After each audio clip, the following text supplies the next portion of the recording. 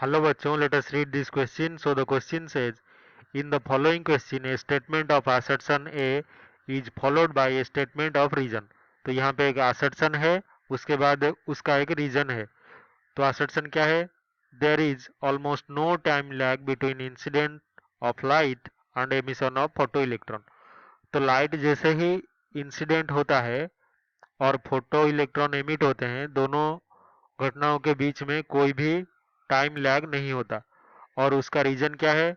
A photon transfers almost all its energy to single electron in the metal. तो जो photon है वो क्या करता है?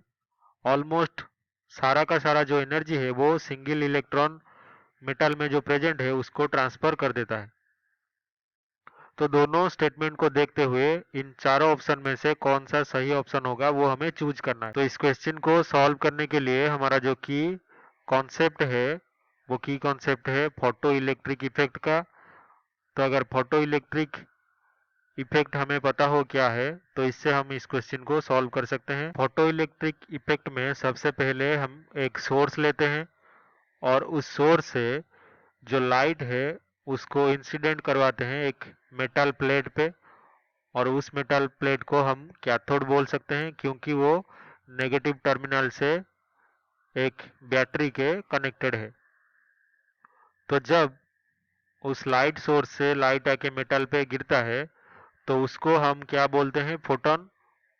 और ये जो फोटोन पार्टिकल्स होते हैं उसका एनर्जी होता है एच न्यू. न्यू यहाँ पे फ्रीक्वेंसी ऑफ लाइट है.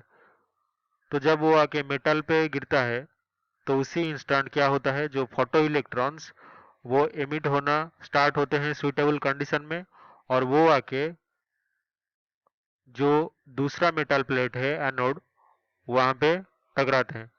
तो हमारा जो सर्किट में पूरा सर्किट में क्या होता है? करंट फ्लो करने लगता है. तो इसी को हम क्या बोलते हैं?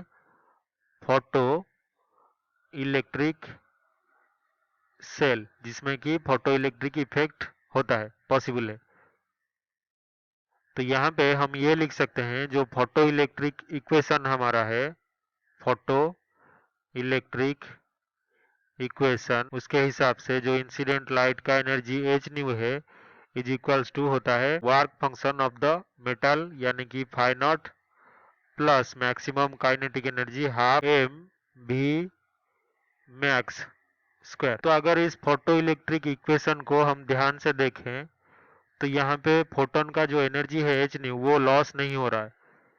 वो क्या हो रहा है? आइदर हमारा जो वर्क फंक्शन है उसको ओवरकम करने के लिए इलेक्ट्रॉन का यूज हो रहा है और बाकी जितना एनर्जी बच रहा है वो काइनेटिक एनर्जी में कन्वर्ट हो रहा है. तो यहाँ पे कंजर्वेशन ऑफ एनर्जी की वजह से हम कह सकते हैं कि फोटोन पूरा का पूरा जो एनर्जी है ये एनर्जी ट्रांसफर कर देता है किसमें?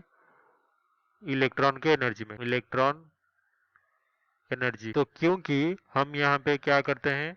जो फोटोन है लाइट का, लाइट सोर्स से निकल रहा है उसको एक पार्टिकल की तरह कंसीडर करते हैं और मेटल से जो इलेक्ट्रॉन निकल रहा है, इलेक्ट्रॉन ये भी एक पार्टिकल है. तो पार्टिकल पार्टिकल के बीच में जो इंटरेक्शन होता है वो हमें पता है इंस्टेंटेनियस होता है. तो क्योंकि ये इंस्टेंटेनियस है तो हम कह सकते हैं कि यहाँ पे टाइम लैग भी कुछ नहीं है.